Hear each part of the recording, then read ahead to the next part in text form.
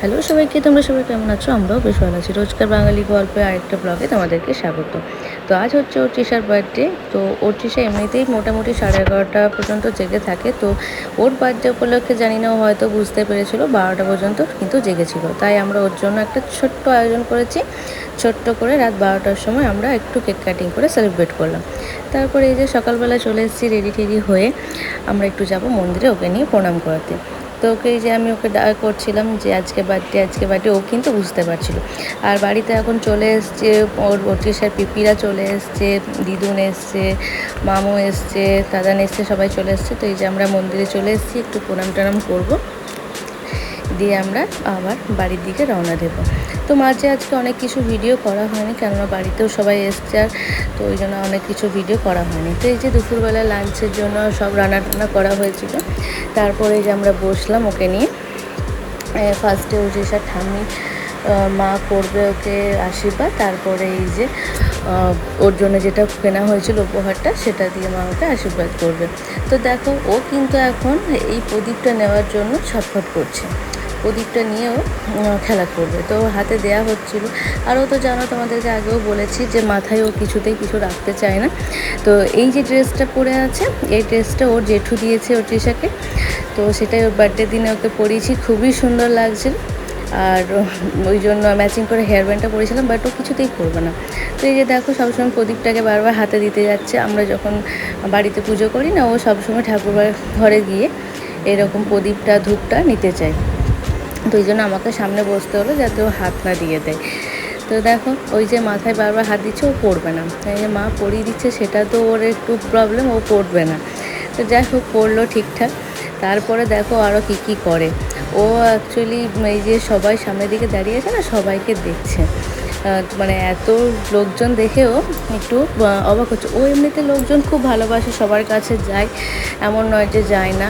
কিন্তু এই যে সবাই ক্যামেরা নিয়ে কেউ তাকায়, এদিকে ডাকছে, কেউ ওইদিকে ডাকছে, তো সেটার জন্য ও এদিক ওদিক তাকিয়ে থাকছে। তো দেখো, ওর জন্য যে উপহারটা আমরা নিয়েছিলাম সেটা ওর গলাতে পরিয়ে দিয়েছে মা, খুবই সুন্দর লাগছে। এবার ওকে মা একটু পায়েস খাইয়ে দেবে। ওর কিন্তু পায়েসের থেকেও হয়েছে আলু ভাজা বেশি পছন্দ হয়েছে আজকে। তো দেখো, বাকি সবাই আস্তে আস্তে আসবে পায়েস খাওয়াতে। বাকি কাণ্ড তোমরা ভিডিওতে দেখো যে ও কী করছে। দেখো মুখটা কেমন করছে, দেখো।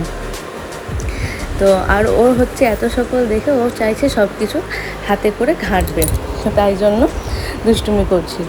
এই যে আস্তে আস্তে এবার সবাই আসবে, ওকে আশীর্বাদ করবে আর একটু করে খাইয়ে দেবে, এই হচ্ছে ব্যাপার। তো তারপর আরও কিছু সারপ্রাইজ আছে, সেগুলো আস্তে আস্তে দেখতে থাকো। আমরা জন্মদিনটা ঘরোয়াভাবেই সেলিব্রেট করেছি প্রথম বছর। তো আস্তে আস্তে সব কিছুই তোমাদের সাথে শেয়ার করছি যে আমরা আরও কী করলাম। তারপরে আসছে ওর বড় দিদুন, মানে আমার বড় মা। ও বড় মাও তাই আশীর্বাদ করবে, ওকে পায়েস খাওয়াবে। তো এই হচ্ছে ব্যাপার।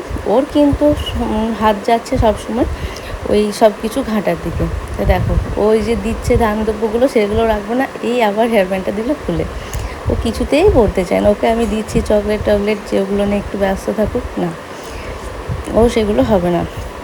তো এইভাবেই সবাই আস্তে আস্তে আশীর্বাদ করুক। তোমরাও সবাই আশীর্বাদ করো যেন আমাদের ছোট্ট তৃষা খুব বড় মনের মানুষ হয়, ভালোভাবে পড়াশোনা করে সুস্থ থাকে, স্বাভাবিক থাকে, এইটুকুই কাম্য।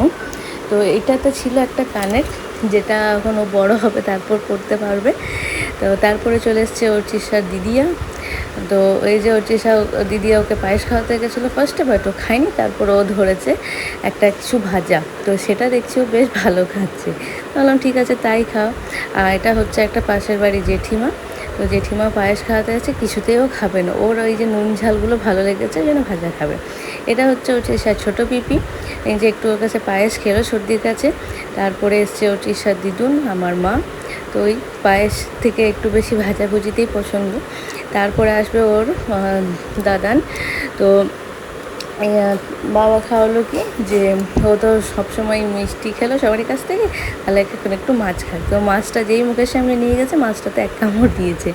তো যাই হোক, তারপর এখানে সবাই বসবে, ওর তৃষার কাকাই, দাদা ভাই, পিসেমশাই আর হচ্ছে মামা। তো তো সবাই একসাথে বসেছে, সবাই একটু একটু করে ওকে টেস্ট করে দিল। আর দেখো সবার কাছ থেকে কিন্তু ভাজাভুজিটাই খেতে চাইছে। তো যাই হোক, এইভাবেই তো আমাদের দুপুরবেলাটা কাটলো।